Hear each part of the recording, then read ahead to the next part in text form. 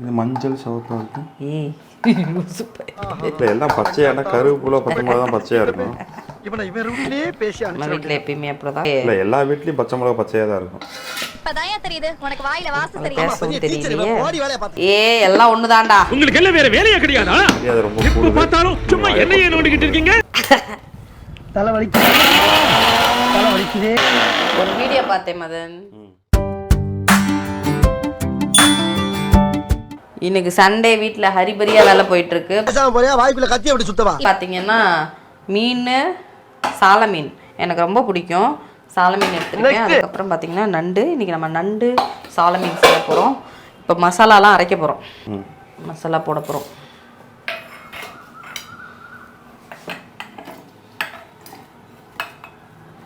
எல்லாமே வந்து பச்சையாக தான் சேர்க்குறோம்.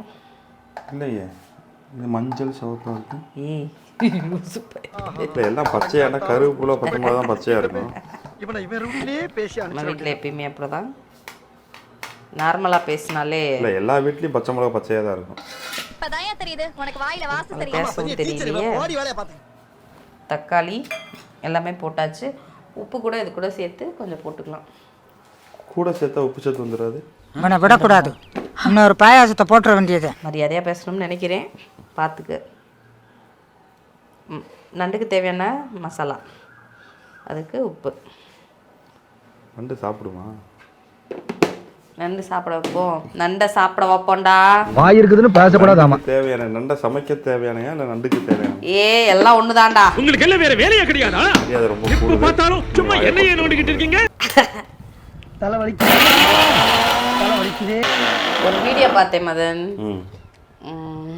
ஒரு ஆர்டிஸ்ட் தான் போட்டிருந்தாங்க அந்த வீடியோ. அந்த வீடியோவில் என்ன பண்ணியிருந்தாங்க தெரியுமா? அப்ராட்ஸ்லாம் பிளெண்டரை கூட இப்படி பிடிக்கிறது இல்லை. இப்படி கை வச்சு இப்படி அழுத்தி பிடிச்சிக்க மாட்டாங்க. ஆனா நம்ம ஊர்ல மிக்சியாவது நீங்க படுத்துற யோசனால தாங்க முடியலையே. ஆமா பெரிய டீச்சர் இவ போடி வேலைய பார்த்து.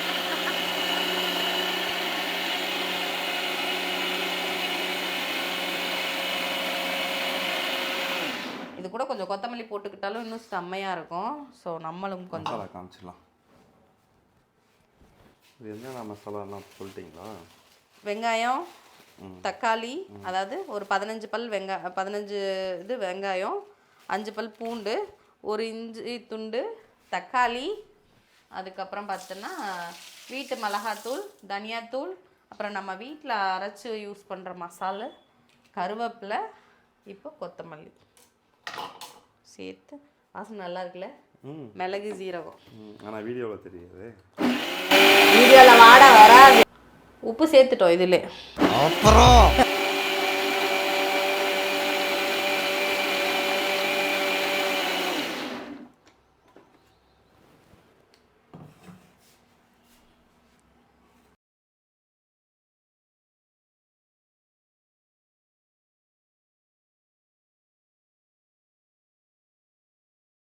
இப்போ மசாலாவை போட போகிறோம்.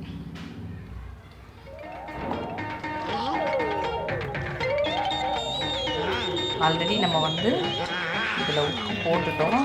ஸோ இதை போட்டு இந்த நண்டை வந்து நம்ம ஊற வைக்கணும். ஊற வச்சுட்டு இதில் கொஞ்சமாக ஆயில் விட்டுறணும். அது ஆல்ரெடி ஆயில் விட்டுருச்சு, அதனால நம்ம தட்டுக்கு வந்துருச்சு.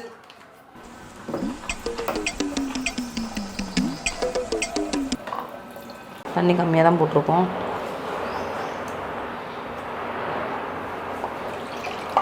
தண்ணி நிறையா போட்டால் மட்டையாயிருமா? அது மட்டும் ஆயிடும். அதுக்கப்புறம் கொஞ்சம் கடலை எண்ணெய் சேர்த்துப்போம்.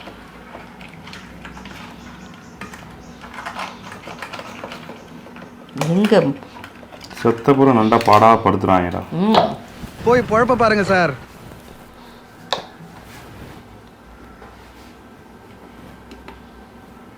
கொஞ்சமாக எண்ணெய் விட்டுட்டு நல்லது. இது அப்படியே ஊற வச்சுட்டு சைடில் வச்சிடலாம். ஏன்னா அது ஒரு 10 to 15 minutes ஊறட்டும். அப்படியே இதை மூடி வச்சிடலாம் கொஞ்சம் நேரம். அடுத்து வந்து மீன் குழம்புக்கு ரெடி பண்ண போகிறோம். இப்போ நான் வந்து மண்சட்டியில் மீன் குழம்பு வைக்கிறேன். லாக் ஆயிடுச்சு அதுவும். டேய் இதெல்லாம் ஒரு வேலையா? நல்லா சரிச்சேன்.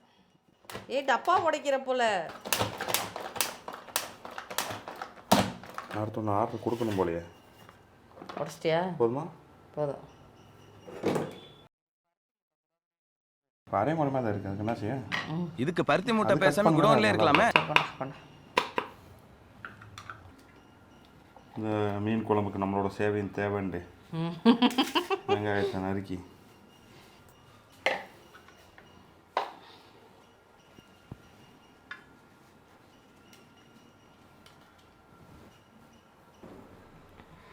இந்த பூச்சிக்கொல்லி நவீன மிஷின் மாதிரி உலக்கல் போட்டு தட்டிட்டோம்.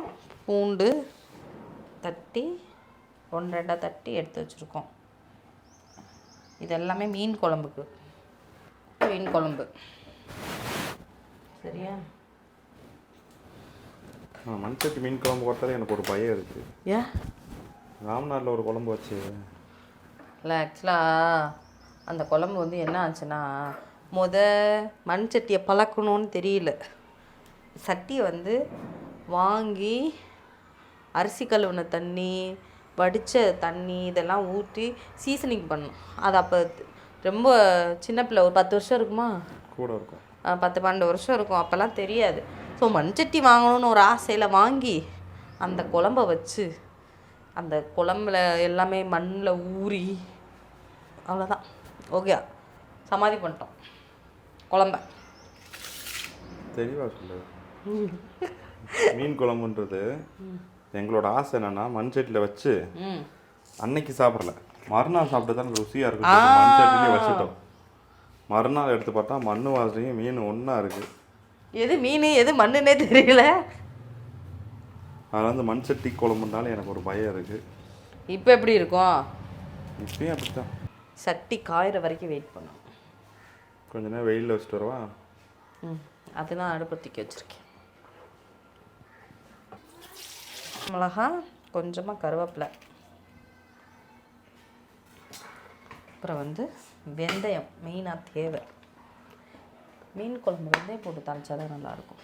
ஸோ மீன் குழம்புக்கு நம்ம வந்து மீன் குழம்புக்கு வந்து மண் சட்டி வச்சு நல்லெண்ணெய் ஊற்றிருக்கேன். நல்லா சூடான உடனே எண்ணெய் சூடாயிடுச்சு. வெந்தயம் போட்டுக்கலாம்.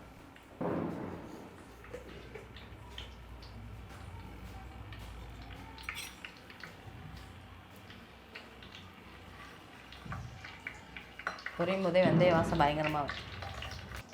இப்போது பச்சை மிளகா. நமக்கு வந்து உசிலம்பட்டியில் வந்து ஃப்ரெஷ்ஷாக மீன் கிடைக்கிறது இல்லை. அதாவது எப்படின்னா, நமக்கு வந்து கடல் மீன் வந்து ஃப்ரெஷ்ஷாக கிடைக்கிறது இல்லை. மீன் வந்து நான் வந்து எப்போ வாங்கினேன்னா, நேற்று நைட்டே வந்து இதில் சொல்லி வாங்கிட்டேன். மதுரையில் சொல்லி கொடுத்து விட சொல்லிட்டேன். கொடுத்து வச்சுட்டாங்க. ஸோ அதுதான், மீன் நண்டெல்லாம் மதுரையில் தான் வாங்குற மாதிரி இருக்குது.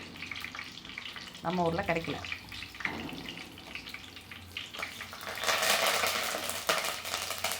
அதுக்கப்புறம் பூண்டு,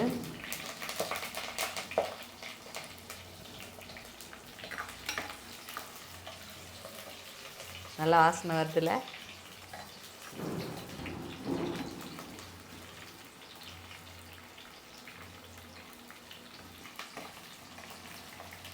நம்ம 1-2 சாப் பண்ணி வச்சுருக்க வெங்காயம், சாப் பண்ணி கொடுத்த தலைவருக்கு நன்றி.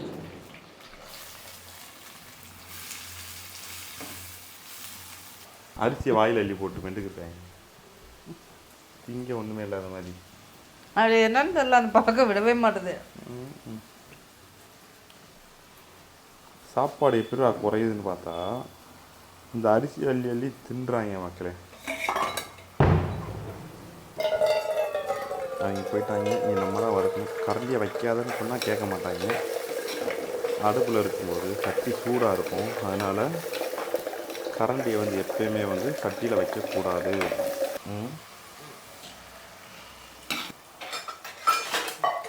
ஒரு 1.5 கரண்டி வரைக்கும் போடலாம். அடுத்து வந்து கரைச்சி வச்ச புளி தண்ணி ஊற்ற போகிறோம். ஊற்றிட்டு இதை கொஞ்சம் நேரம் மூடி போட்டு இது வெந்ததுக்கப்புறம் தான் நம்ம மீன் போட போகிறோம். இது கொஞ்சம் நேரம் வேகணும். இந்த ஸ்டேஜில் தக்காளி போடும்போதே நம்ம கொஞ்சம் உப்பு போட்டுட்டோம்.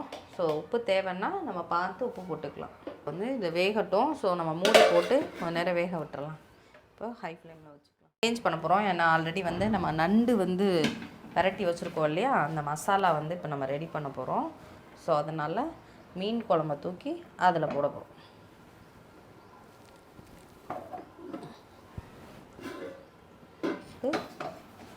நம்ம பாத்திரம் வச்சாச்சு. ஆல்ரெடி நம்ம ஒரு விரட்டி வச்சு ஒரு 1/2 அன் ஹவருக்கு மேலே ஆச்சு. இதை நம்ம ஊற வச்சுருக்கோம். நல்லா ஊறிச்சு. இதில் நம்ம ஆல்ரெடி உப்பு எல்லாமே சேர்த்துட்டோம். இப்போ நம்ம எண்ணெய் போட்டு தாளிக்க போகிறோம். இப்போ சட்டி சூடாயிடுச்சு. இப்போ வந்து நம்ம கடலை எண்ணெய் ஊற்ற போகிறோம். ஆல்ரெடி அதில் வேறு நம்ம எண்ணெய் போட்டு பரட்டி வச்சுருக்கோம். கொஞ்சம் மீடியமாகவே எண்ணெய் போட்டுக்கலாம். நம்ம தாளிப்புக்கு வேறு எதுவுமே கொடுக்க போகிறதில்ல இதில். ஏன்னா மசாலா ஆல்ரெடி எல்லாமே நம்ம அரைச்சிட்டோம். பச்சை மிளகா அரைச்சிட்டோம், எல்லாமே அரைச்சிட்டோம். பச்சை மிளகா, வெங்காயம், சீரகம், மிளகு, பூண்டு, இஞ்சி, கருவேப்பிலை, கொத்தமல்லி போட்டு இதை அரைச்சி பரட்டி வச்சுருக்கோம். இப்போ போட்டு நம்ம ஜஸ்ட் ஃப்ரை தான் பண்ண போகிறோம். கருவேப்பிலை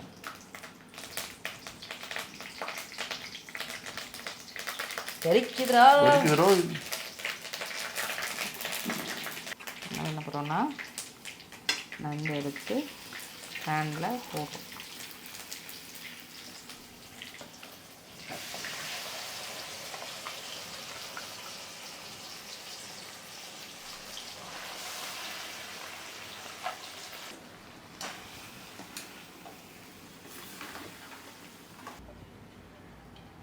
எல்லா மசாலாம் போட்டுட்டு ஒரு 1/4 டம்ளர் தண்ணி, 1/4 டம்ளருக்கும் கம்மியாக தண்ணி ஊற்றிருங்க. ஸோ நல்லா ஒரு வதங்கட்டும். அதுக்கப்புறம் போட்டுக்கலாம்.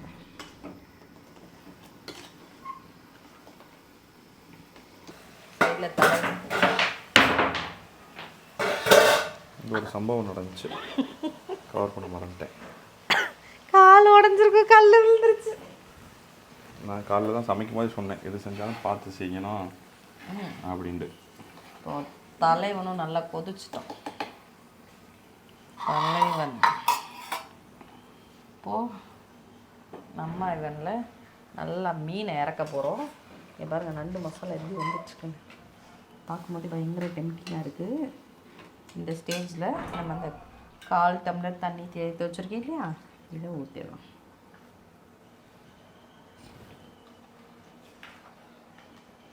போட்டு இதை மூடி வச்சா பெட்டராக இருக்கும்.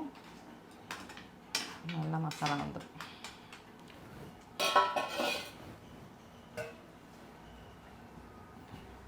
கொஞ்சமாக தண்ணி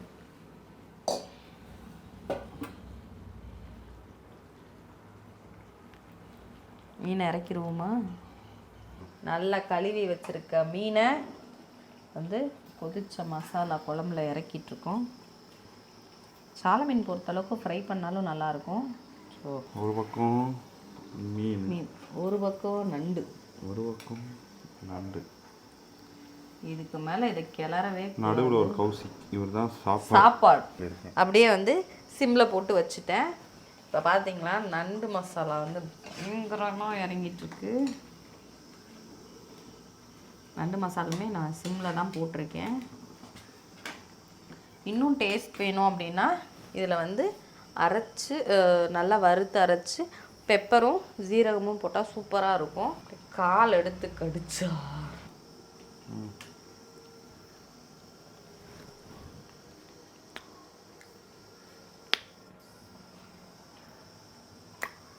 வாவ்.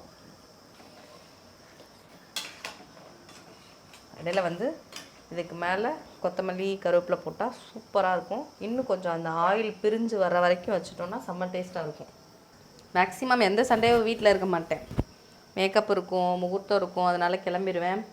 அவருக்குமே டியூட்டி இருக்கும், அதனால் அவருமே இங்கே இருக்க மாட்டார். இந்த சண்டே வந்து நாங்கள் கொஞ்சம் ஃப்ரீயாக இருந்தோம், அதனால தான் 2 பேருமே சேர்ந்து சமைக்கிறோம்.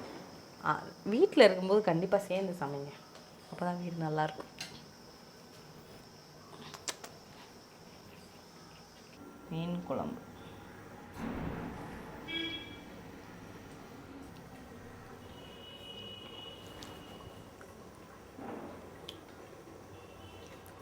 எல்லாத்துக்கும் அப்படி இப்படி தலையாட்டுற எப்படி இருக்கோ தெரியல. நல்லா தான் இருக்கு. வீடியோ பார்க்குறவன சாப்பிடவா போகிறாங்க வந்து? அது இருக்கு.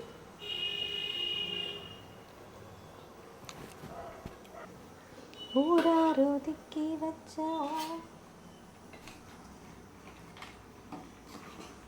நண்டு மசாலா கொஞ்சம் நல்லா அந்த மசாலா வந்தால் ஸ்மெல்லு சூப்பராக இருக்கும். நல்ல நண்டு வாசம் வருது, செம்மையாக இருக்குது. இன்னைக்கு ஒரு புடி எல்லாமே குழம்பா போயிடுச்சு. சைட் பை சைடு குக்கரில் விசில் வந்துட்டுருக்கு. இப்போ நண்டு வாசனை வருது, போய் திறந்து பார்க்கலாம். நல்லா சாறு இறங்கி சூப்பர் ஸ்மெல் வருது. இன்னும் கொஞ்சம் ட்ரையானா சாப்பிட்றதுக்கு சூப்பராக இருக்கும். மசாலா இறங்கி சதையாக நல்லா தெரியுது இப்போ. சீசனில் நண்டு நல்லா இருக்கும் போல். இந்த சீசனில் உண்மையிலே நண்டு நல்லா இருக்கும் போல். இல்லை பனி வேற விடுக்குதா, எல்லாருக்குமே சளி. நச்சு நச்சு நச்சுன்னு இடித்து போட்டு கூட கொடுத்துருக்கலாம், சூப்பராக இருக்கும். சால மீன் சைட் பை சைட் ரெடி ஆயிடுச்சு. சாப்பாடும் ரெடி ஆயிடுச்சு. சாப்பிட போகிறோம். இன்றைக்கி சண்டே சமையல் அவ்வளோதான். சாதம், மீன் குழம்பு, நண்டு பரட்டல். மீன் குழம்பு சூப்பராக கொதிச்சிட்ருக்கு. எல்லா வேலையும் முடிஞ்சிச்சு. சாதமும் ரெடி ஆயிடுச்சு.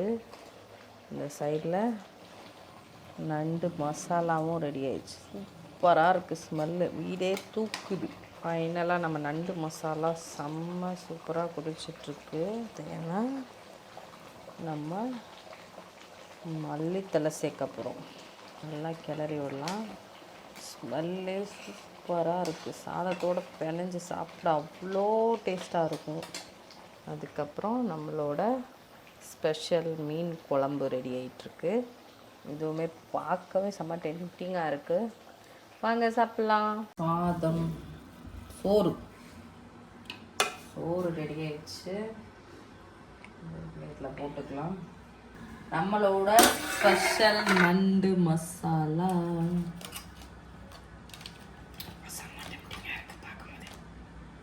கொஞ்சமாக கிரேவியோடய வச்சுக்கலாம்.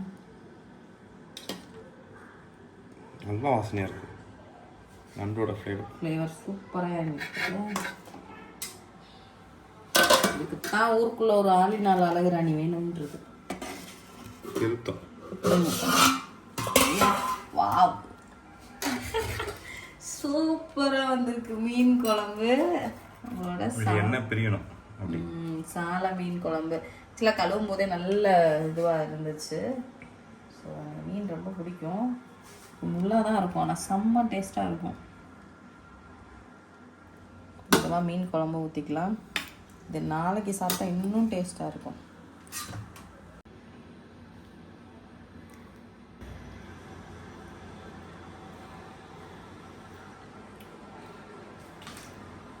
உண்மையாலே சூப்பராக இருக்குது.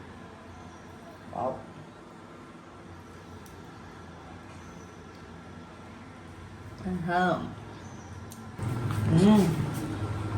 சூப்பராக இருந்துங்களா?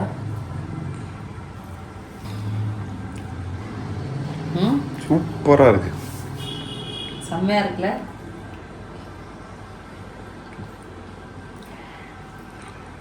செம்ம டேஸ்டாக இருக்கு.